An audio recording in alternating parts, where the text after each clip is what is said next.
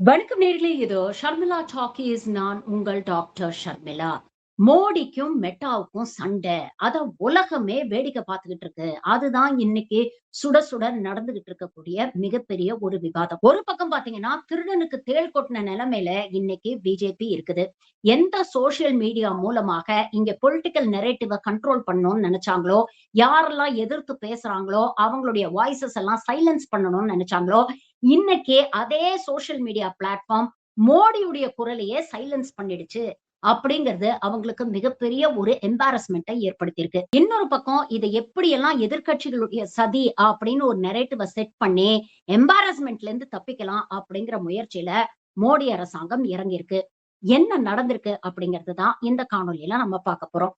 கொஞ்ச நாளைக்கு முன்னால காக்ரோச் ஜனதா பார்ட்டி சார்புல ஒட்டுமொத்த இளைஞர்களையும் நாடு பூரா திரட்டி நீட் எக்ஸாம்ல நடந்த முறைகேடுகளுக்காக ஒன்றிய கல்வித்துறை அமைச்சர் தர்மேந்திர பிரதான் ரிசைன் பண்ணணும் அப்படிங்கிற ஒரு முக்கியமான கோரிக்கையை வச்சு டெல்லி ஜந்தர் மந்தர்ல போராடினாங்க அப்படிங்கிறது உங்களுக்கு நல்லாவே தெரியும். காக்ரோச் ஜனதா பார்ட்டி இந்த அளவுக்கு ஒரு ஷார்ட் டைம்ல அவ்வளவு பாப்புலர் ஆறதுக்கு முக்கியமான காரணமாக இருந்தது இன்ஸ்டாகிராம் பிளாட்ஃபார்ம்.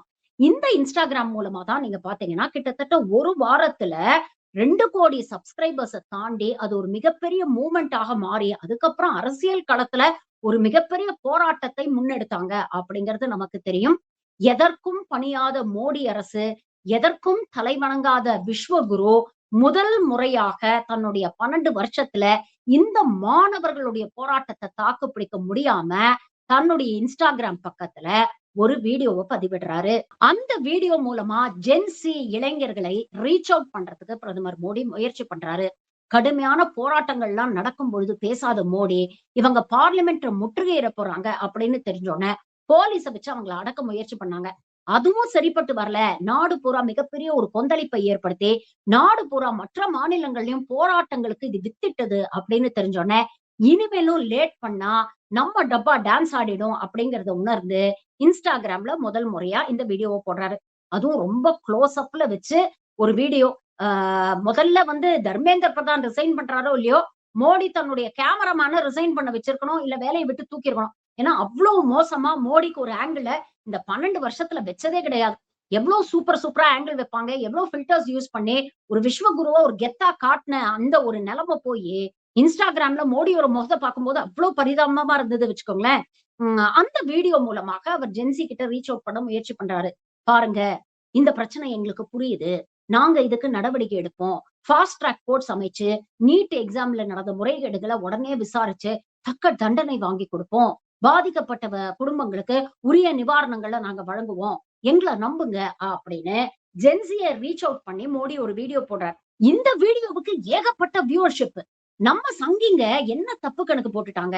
இந்த WhatsAppல, Facebookல இருக்கக்கூடிய மாமா, மாமிக்கள் மாதிரி இந்த ஜென்ஸியும் இருப்பாங்க. பாருங்க, மோடியோடைய வீடியோக்கு ஒரே நாள்ல 1 மில்லியன் ஃபாலோவர்ஸ் அதிகரிச்சுட்டாங்க. ஏகப்பட்ட பேர் பார்த்திருக்காங்க. 3 மில்லியன் வியூஸ தாண்டி போயிருக்கு. விஸ்வகுருவுடைய கெத்த பார்த்தீங்களா? அப்படின்னு நெனச்சு ஒரு பக்கம் ட்விட்டர்லயும் மத்த சோசியல் மீடியாலாம் ஃபயர் விட்டுட்டு இருந்தாங்க. ஆனா நடந்தது என்னமோ அதற்கு நேர் எதிராக. அதாவது 3 மில்லியன் வியூஸ தாண்டி இந்த வீடியோ போயிருக்கு அப்படிங்கிறது என்னவோ உண்மதான். ஆனா பார்த்தவன்லாம் மோடிய பாராட்டுறானா அப்படின்னு பார்த்தீங்கன்னா, கழுவி கழுவி ஊத்துறாங்க. அதுவும் ஜென்ஸி அவங்களுக்கே உரிய ஸ்டைல்ல மோடிய மீம் கன்டென்ட்டா டோட்டலா மாத்தி கலாய்ச்சு தள்ளிட்டாங்க. நீங்க இன்ஸ்டாகிராம திறந்தாலே மோடிய கிண்டல் பண்ணக்கூடிய ரீல்ஸும், வீடியோஸும் தான் அதிகமாக இருந்தது.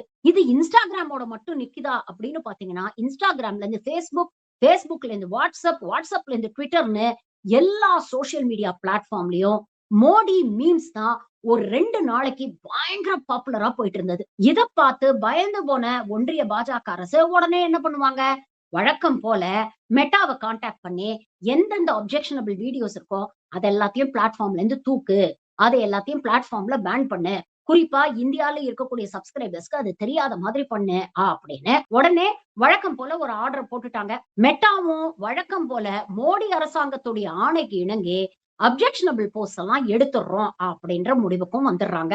இதுல முக்கியமா நம்ம கவனிக்க வேண்டியது என்னன்னா, மோடி அரசாங்கமும் மெட்டா நிறுவனமும் ஆருயிர் நண்பர்கள். You scratch my back, I scratch yours அப்படிங்கிறது மாரி, உனக்கு நான் நல்லது பண்றேன், எனக்கு நீ நல்லது பண்ணு அப்படிங்கிற ஒரு மியூச்சுவல் அண்டர்ஸ்டாண்டிங்ல தான் இவங்களுக்குள்ள ஓடிக்கிட்டு இருக்கு. ஏன்னா மெட்டாவுடைய பாதி பிசினஸே இந்த பிஜேபி ஐடி செல்ல இருந்து தான் வந்துகிட்டு இருக்கு. எந்த அளவுக்கு மெட்டா இந்தியாவை ஆக்கிரமிச்சிருக்கு அப்படின்னு பாத்தீங்கன்னா, வாட்ஸ்அப்ல மட்டும் கிட்டத்தட்ட 55 கோடிக்கு மேல சப்ஸ்கிரைபர்ஸ் இருக்கிறாங்க. இன்ஸ்டாகிராம்ல 40 கோடிக்கு மேல, Facebookல 35 கோடிக்கு மேல சப்ஸ்கிரைபர்ஸ் இருக்கிறாங்க. இதுல வாட்ஸ்அப்பும் Facebooக்கும் முழுக்க முழுக்க பிஜேபி ஐடி செல்லுடைய ஆக்கிரமிப்புல இருக்கு அப்படிங்கிறது நம்ம எல்லாருக்கும் தெரியும். இன்ஸ்டாகிராம் தான் கொஞ்சம் கவனக்குறைவா விட்டுட்டாங்க. இன்னைக்கு அந்த இன்ஸ்டாகிராம் தான் இவங்களுக்கு மிகப்பெரிய ஒரு யமனா வந்து நின்னு இருக்கு. சரி, மெட்டா நிறுவனம் மட்டும் என்ன பண்ணும்? இப்படி தினம் தினம் லட்சக்கணக்குல இளைஞர்கள் மோடிய கிண்டல் பண்ணி, மோடிய நக்கல் பண்ணி, மோடிய மீம் கன்டென்ட்டா மாத்தி வீடியோஸ் அப்லோட் பண்ணும்பொழுது, இத ஹியூமன் இன்டர்வென்ஷன் மூலமாக தடுத்து நிறுத்தது இட்ஸ் பிராக்டிகலி இம்பாசிபிள். அப்ப என்ன பண்ணிட்டாங்க? ஏஐ மூலமா அல்காரிதம் செட் பண்ணி, கீவேர்ட்ஸ் என்ன அப்படிங்கிறத ஐடென்டிஃபை பண்ணி, இந்த வீடியோஸ் எல்லாம் ரிமூவ் பண்றதுக்கு ஏற்பாடு பண்ணாங்க.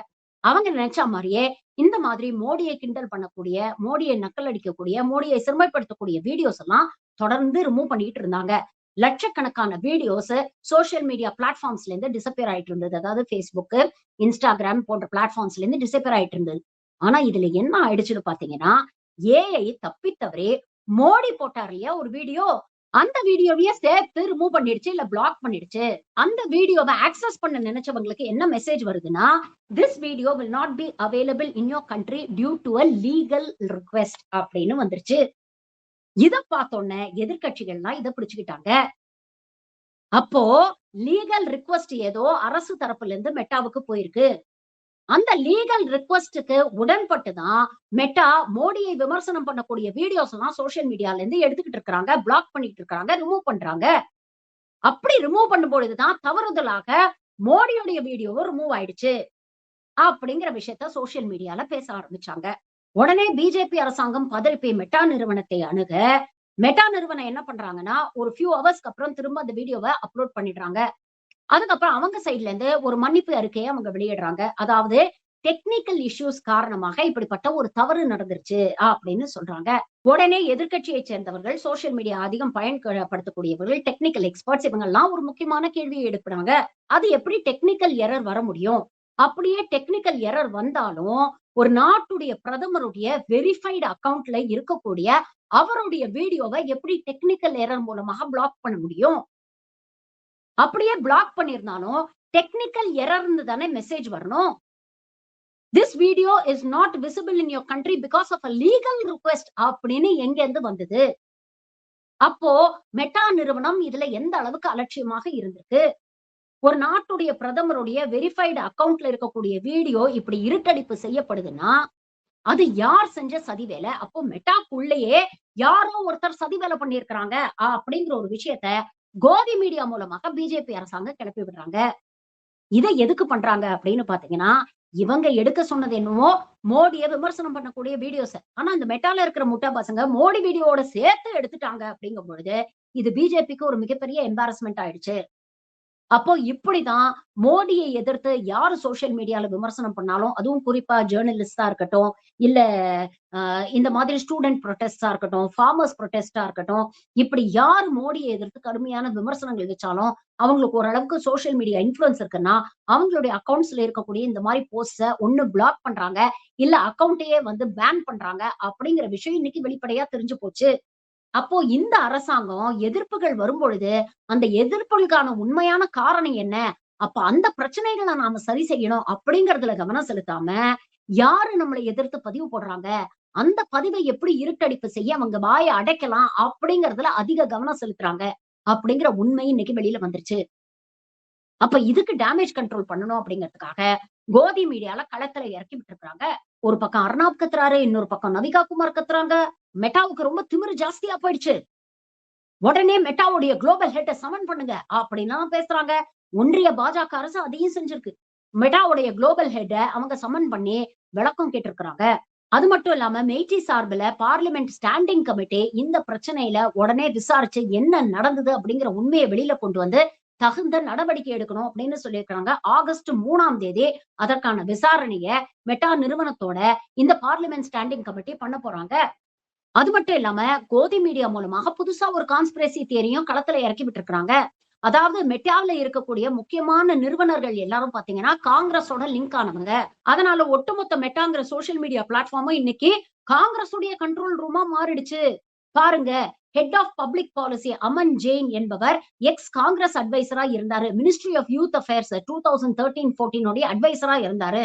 அதே மாதிரி public policy manager Priyanka Rao Khan, இவங்க wife of Congress leader Mohammed Khan அப்படின்னு சொல்றாங்க.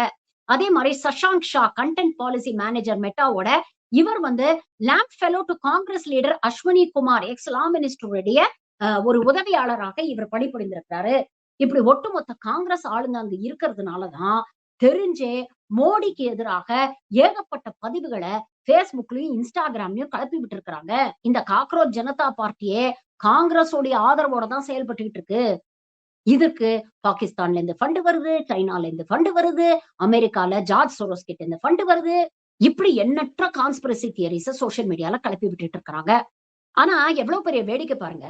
கடந்த 12 வருஷமா பாஜக அரசு தான் ஒட்டுமொத்த சோசியல் மீடியாவையும் தன்னுடைய கைக்குள்ள போட்டு வச்சிருக்கு. 2014 இந்த வாட்ஸ்அப் யூனிவர்சிட்டியும் பேஸ்புக்கையும் பயன்படுத்தி தான் இவங்க ஆட்சிக்கு வந்திருக்காங்க. அதுக்கப்புறம் தொடர்ந்து வந்த எத்தனையோ எலெக்ஷன்ஸ்ல இந்த மாதிரி சோசியல் மீடியா பிளாட்ஃபார்ம்ஸ் எல்லாம் இவங்களுக்கு ஆதரவாக இவங்க எவ்வளவு பயன்படுத்தி இருக்கிறாங்க அப்படிங்கிறது நமக்கு தெரியும். எதிர்த்து பதிவிடுறவங்களுடைய குரலை நசுக்கணும் அப்படிங்கிறதுக்காக இந்த சோசியல் மீடியா பிளாட்ஃபார்ம்ஸ் டோட்டலா தங்களோட கண்ட்ரோல்ல எடுக்கிறதுக்கு ஐடி ரூல்ஸ் அண்ட் ரெகுலேஷன்ஸ் லாஸ்ல கூட அமெண்ட்மெண்ட்ஸ் கொண்டு வந்தாங்க அப்படிங்கறத எத்தனையோ முறை நம்ம பேசியிருக்கோம்.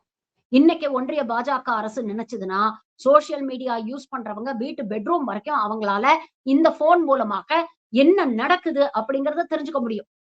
அந்த அளவுக்கு எல்லா ரூல்ஸையும் ரெகுலேஷன்ஸையும் மாத்தி ஒட்டு மொத்தமா எல்லாத்தையும் தங்களுடைய கண்ட்ரோல்ல தங்களுடைய பிடியில வச்சிருக்கிறாங்க. ஆனா யானைக்கும் அடிசருக்கும் விஸ்வகுருவும் வழுக்கி விழுவாரு அப்படிங்கிற மாதிரி இந்த பிரச்சனையில இவங்களுடைய குட்டெல்லாம் வெளிச்சத்துக்கு வந்திருக்குது. சோசியல் மீடியா மூலமா 140 கோடி இந்தியர்கள்ல யாரெல்லாம் மோடியை எதிர்த்து பேசுறாங்களோ அவங்க குரல் எல்லாம் மௌனமாக்கணும்னு நினைச்ச இந்த கூட்டத்துக்கு கடைசியில அவருடைய விஸ்வகுருடைய வாய்ஸையே டோட்டலா மெட்டா நிறுவனம் தூக்கிடுச்சு அப்படிங்கிறது ஒரு மிகப்பெரிய எம்பாரஸ்மெண்ட்டை, தலகுனிவை ஏற்படுத்தியிருக்கு, தர்ம சங்கடத்தை ஏற்படுத்தியிருக்கு. இதுல இருந்து இந்த மோடி அரசாங்கம் எப்படி வெளியில வரப்போகுது அப்படிங்கறத பொறுத்திருந்து பார்ப்போம். ஆனா ஒரு விஷயம் இன்னைக்கு தெளிவா தெரிஞ்சிச்சு. இன்னைக்கு இருக்கக்கூடிய ஜென்சி தலைமுறை இளைஞர்கள் எல்லாரும் சேர்ந்து இந்த போராட்டம் மூலமாக மோடிக்கு இருந்த அந்த விஸ்வகுரு அப்படிங்கிற இமேஜ சுக்கு நூறா உடைச்சிட்டாங்க. ஊதி ஊதி இந்த 12 வருஷமா பிஜேபி உருவாக்கி வைத்த பிம்பத்தை ஒரே ஒரு கரப்பாம்பூச்சியை வச்சு ஒட்டு மொத்தமா காலி பண்ணிட்டாங்க அப்படிங்கிறதுதான் இன்னைக்கு இருக்கக்கூடிய நிதர்சனமான உண்மை. Modi stands totally exposed for what he actually is. பொறுத்திருந்து பார்ப்போம் இந்த பின்னடைவை பிஜேபி எப்படி டேமேஜ் கண்ட்ரோல் பண்றாங்க. நன்றி, வணக்கம்.